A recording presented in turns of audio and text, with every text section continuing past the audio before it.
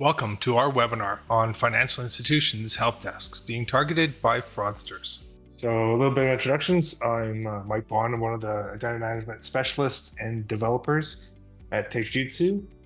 I've been doing identity management for 16 plus years or so and doing development on Caller Verify with integrations into ServiceNow, other ITSMs, as well as ongoing development work on the Caller Verify product. Outside of work, I do a bunch of other things regarding family time and biking, stuff like that. And then I'm just going to do a short little introduction to AJ, who's going to join me on this call a little later to do some demos, maybe answer some questions in the chat, things like that. If you want to just quickly say hello, AJ. Hello, everyone. Welcome to the webinar. Thank you for joining and taking the time to go through this presentation with us. And we look forward to all your questions and any comments that you may have. I'm going to be monitoring the chat window. So there's two. There's the general chat and the Q&A. So feel free to ask any questions that you may have in those, within those windows, and we'll do our best to address them during the demo. If not, then we'll get back to you afterwards. Thank you. All right, so our agenda for today. So our agenda for this meeting, we've done the introductions, is to discuss kind of some of the use cases in the world, some real world consequences of having inadequate security around verification of callers into your help desk. Some of the challenges that we face with traditional verification methods that are currently in use in various organizations, financial institutions, and otherwise. And then we're going to explore secure caller verification methods and what that looks like. What can we do about that? What's the good way to get around or to stop and mitigate current insecure methods? And then we'll have a bit of Q&A at the end after we're done that. So financial institutions are increasingly becoming the prime targets for cyber criminals. They've always been a target due to the fact that there's a financial gain to be had if you're able to get access to them. But they're very, very often now in the news with regards to IT help desk impersonation attacks and serving as a vulnerable entry point due to the currently unsecure verification methods that are being used within those help desks. So people calling into their financial institution experts as using the following methods with regards to social engineering techniques, phishing attacks, MFA fatigue and push bombing, what they call that, and SIM swap attacks and stuff like that. So anything and everything that you can do to help mitigate those types of impersonation attacks is going to greatly increase your security posture within your help desk, within your customer's environment, and protect all that information. We've got a bunch of those links that we can drop in the chat, either during the webinar here or at the end. So let's talk about some of the challenges of traditional security questions. So traditional security questions, we look at those in the way of being inaccessible. So for memory or visually impaired customers, making it hard to remember some of those answers to some of those questions that you maybe haven't answered for months, years of not calling in, right? If you've gone into the bank in person for various reasons or for all of your interactions, you may not have ever answered those security questions. It can be frustrating. So customers can't recall those questions, or complex questions and details being requested. So that can be frustrating both the agent side and the customer side. They're insecure in the way that the questions are easily guessable, available through either social media, online profiles, or in some cases, as it was with one of the attacks, printed directly on a customer bill, whether it be a security code and things like that, account numbers. And they're time consuming. So extending those call handle times significantly, time is spent asking those callers multiple questions, getting to the point of who they say they are so that we can help them. And that's a lot of time spent on the agent side, which we'll talk about a little bit later, and on the customer side with regards to answering all those questions. And much like voice prints, the security and the storage of that personal information that's used generates a huge liability storing those security questions. One is that they're static. Oftentimes they don't change within years and years. They can have the same answer sitting there. And sometimes even just have a static PIN, whether that be a phone call PIN or a banking PIN that never changes. It's costly in the way of the time spent on the call with the agents talking to the customers and spending that time trying to verify who they are instead of actually helping them with their issue or helping them do their banking and get the most from their accounts. Some of the examples of those current methods and questions are what we call the 20 questions: mother's maiden name, spouse's date of birth, first pet's name, favorite hobby, etc. And then some of the other methods that are currently outside of the security questions are SMS and email as MFA.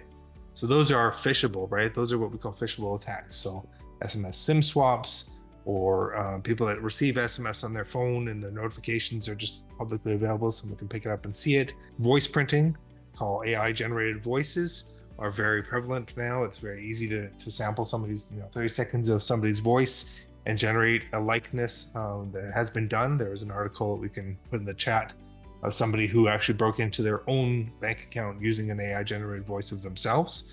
And some of the proprietary knowledge is, amount owing on last statement, which are printed and sent in the mail, sitting in somebody's mail. So that leads us to this very question: how do we know callers are who they say they are? How can we, and what can we do to adequately satisfy that requirement to verify help desk callers, so that they are who they say they are?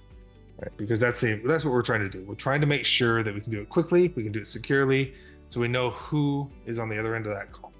What's the solution? So the solution that we've come up with, and that Taijutsu has, is a patent-pending caller verify solution. It's a SaaS product that extends Okta's current factors of authentication to verify callers to your call center or help desk. And what does that mean? That means that your customers can use whatever factors they're currently using with Okta's authentication to consistently verify themselves to your help desk. They can do it quickly, they can do it securely, and it's a consistent experience for them. So they can do that on their phone when they're logging into their online banking, and then they call in, they can do the same thing. So this is a new era of caller verification. So as we said, end users are already using MFA within your environment. Why not reuse that same factors, leveraging Okta's MFA, whether that be the verify push factor, whether that be TOTP factors, biometrics, things like that, that are phishing proof. So there's a lot of different ways that we can do that, whether that's your customers, your members calling into the help desk, or whether that's your employees. There's lots of ways that we can integrate this and get it working. So what we're going to do now, we're going to switch to attempting to do a live demo here and see what we can do to show you a verification of a customer calling in and a positive use case that is somebody calling into a help desk. AJ to help me out with that. So I'm going to switch over here.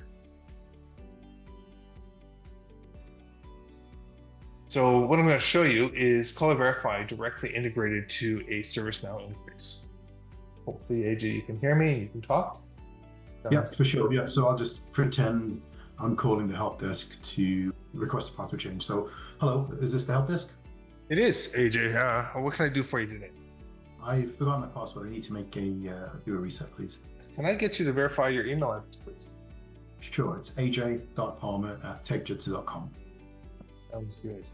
Okay, so I've got secure verification on your account. So let's go ahead and do a verification with the customer with an Okta Verify push to your device.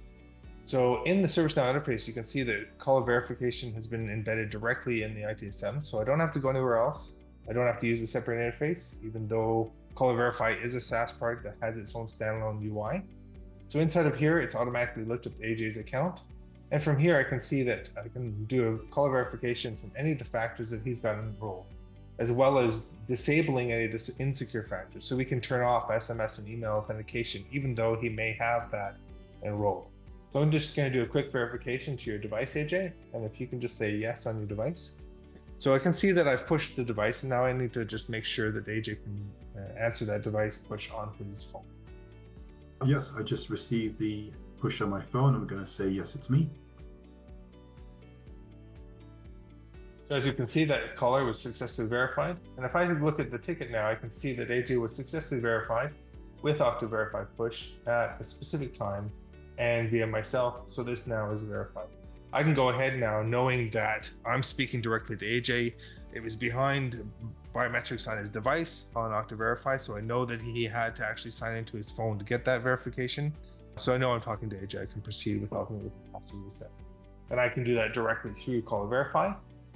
And look up his account again and just do the password reset, or I can do anything else on his account that I need to at this point in time, because I know I'm talking to AJ. That's a positive use case. So now let's talk about the negative use case. The negative use case is what we say is a bad actor that's trying to gain access to your account. So we'll go through this use case again, and I'll actually pretend to gain access to AJ's account. AJ's going to see that on his phone again. So let's go ahead and create a new incident here.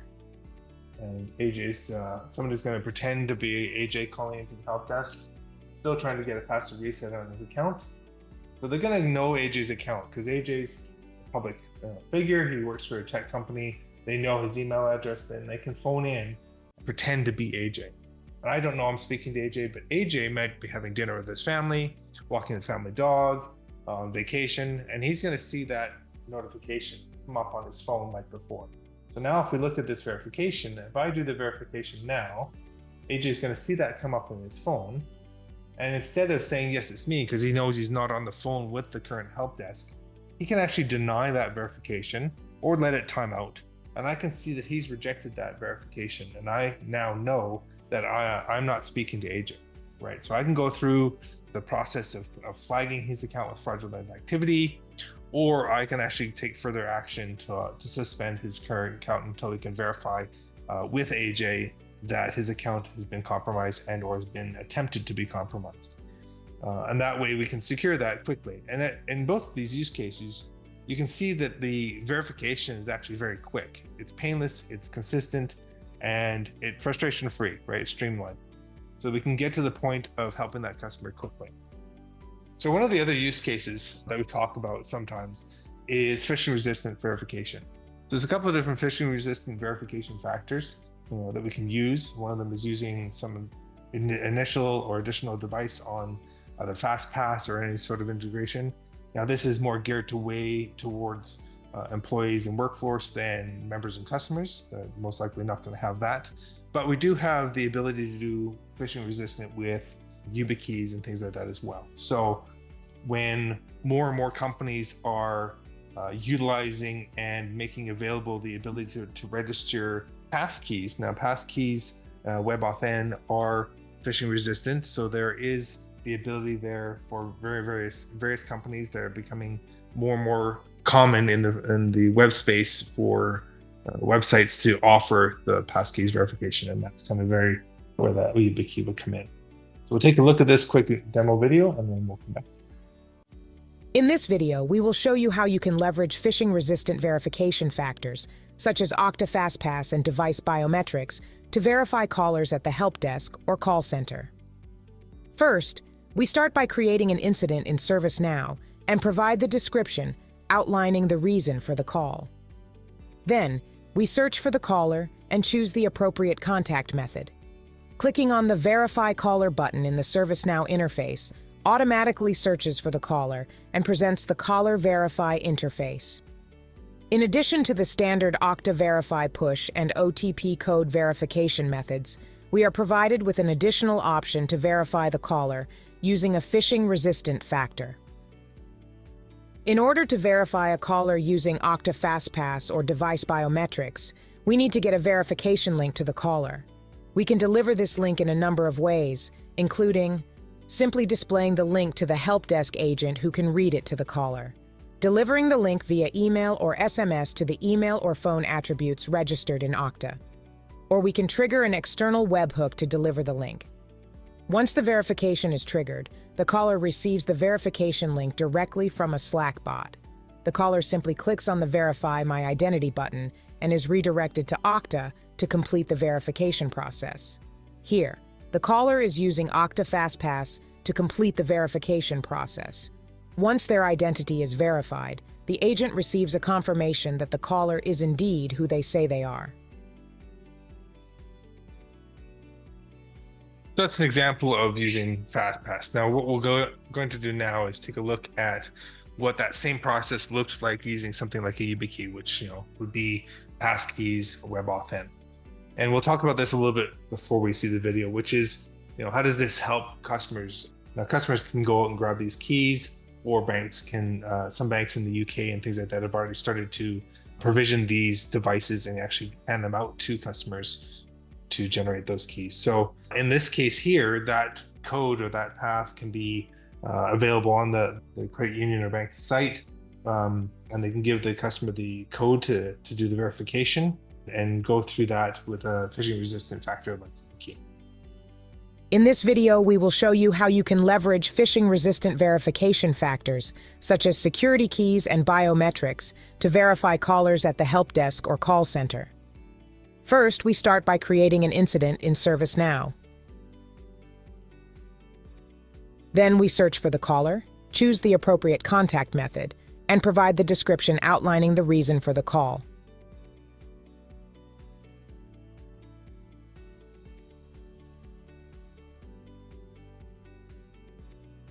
Clicking on the Verify Caller button in the ServiceNow interface automatically searches for the caller and presents the Caller Verify interface.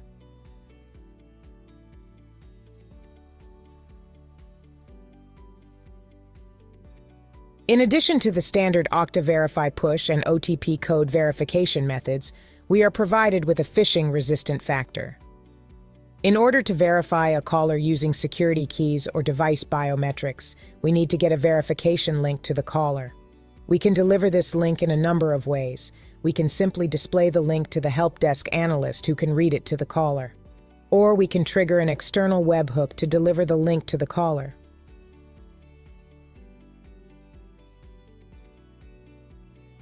Once the verification is triggered, the caller receives the verification link directly from a Slack bot. The caller clicks on the Verify My Identity button and is redirected to Okta to complete the verification process. Here, the caller is using a security key to complete the verification process.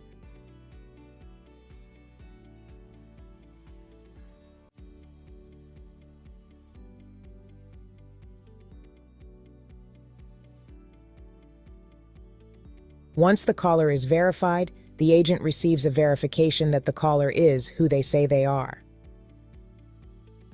So we've seen the integration a couple of times now in the ServiceNow interface, and Caller Verify is a SaaS product. It has its own user interface that can be accessed from anybody that's signed in and integrated to the Okta tenant. But we also have integrations to other ITSM systems as well. So things like Zendesk, Freshservice, and those types of things, a few others. So feel free to reach out to our sales and to get more information on that, as well as other customer management systems that are on the roadmap, things like Salesforce and other integrations.